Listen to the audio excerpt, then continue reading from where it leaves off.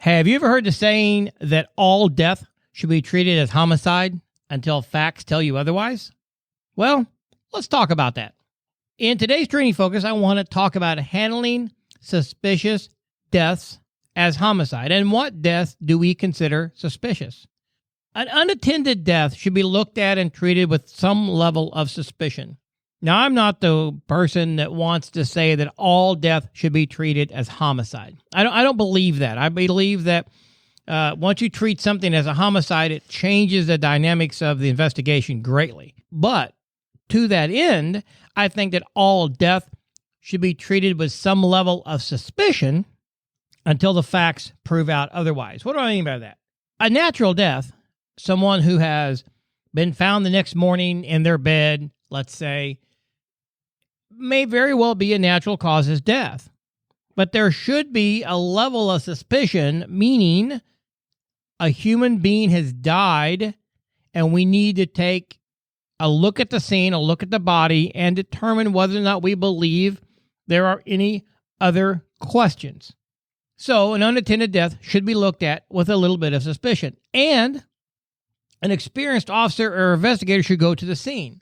What I feel that we have, what I know that we have in a lot of places, maybe not every place, but we have officers that will go to a scene of a death, and especially in larger areas where you have one of two things happening. You either have a medical examiner's office that does not have enough staff to go to every scene, so the officer calls the on-call investigator and explains to them what they have. Or you're in a county where you have a coroner that needs to be unelected because they or their investigators do not go to the scene. Again, relying on the officers to look at the case. There are many officers out there that do not have the training or experience necessary to look at a death and say whether or not it is suspicious. You have officers on patrol for, maybe they've been there a year or two.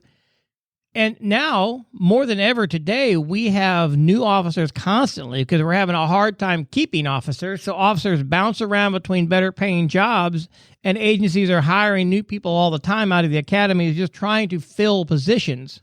So you have somebody go to a scene, and we're expecting that officer to look at the scene and say, yeah, this is suspicious or not. I think that causes a little bit of a problem because if they don't know what they're looking at when it comes to lividity, is lividity in the right place? Rigor mortis, does that look consistent? Does the amount of rigor mortis, does it make sense to the environment and what they're being told?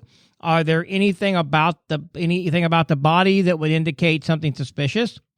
And when you have untrained officers going to these scenes and making that determination, I think we're doing a disjustice.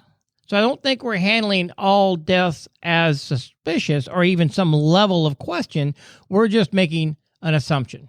So without this training, there could be a lot of things misinterpreted. There can be things totally missed. If it's a staged scene, if you don't know what you're looking at, you could miss that.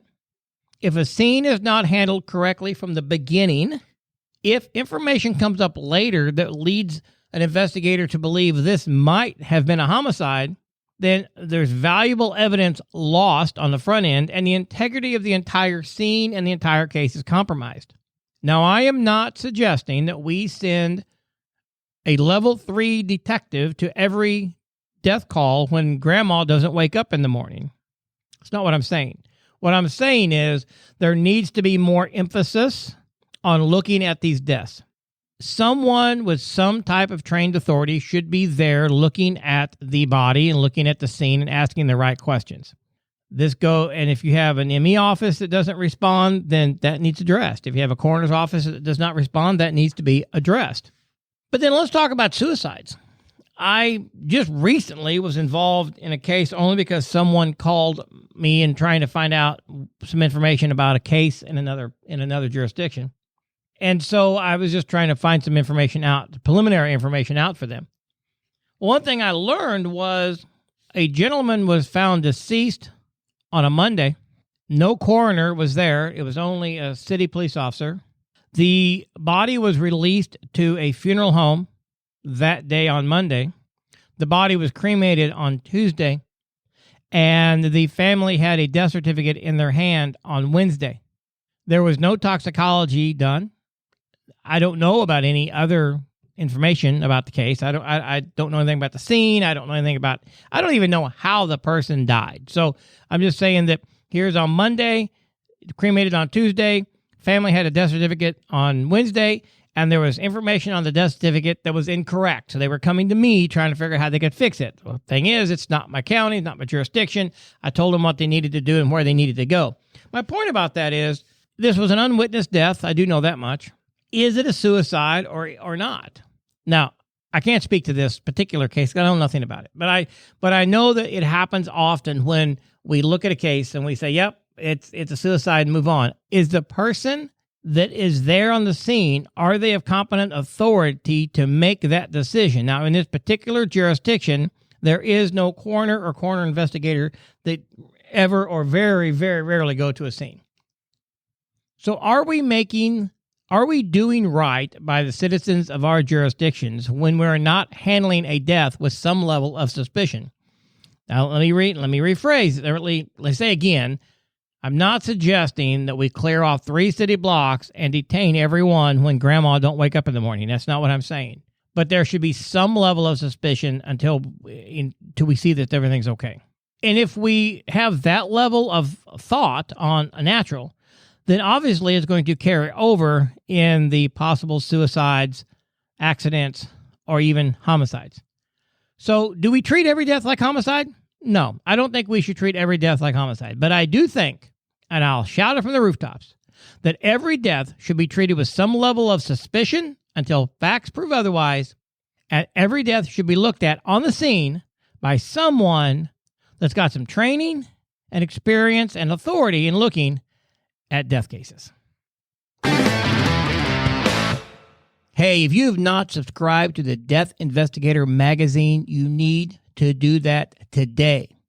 This is a free online magazine, comes to your inbox every single month, and it is dedicated to the field of death investigation and all of those supporting roles. Each edition is packed with timely articles, interactive links to videos and audio training, and lots of extra.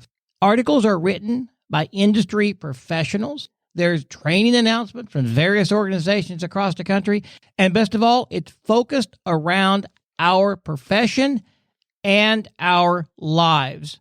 There's articles in there that not only help you be a better investigator, but there's articles to help you be a better human, to be better in your family, to be better in your finances. This publication is a well-rounded publication that is focused on you.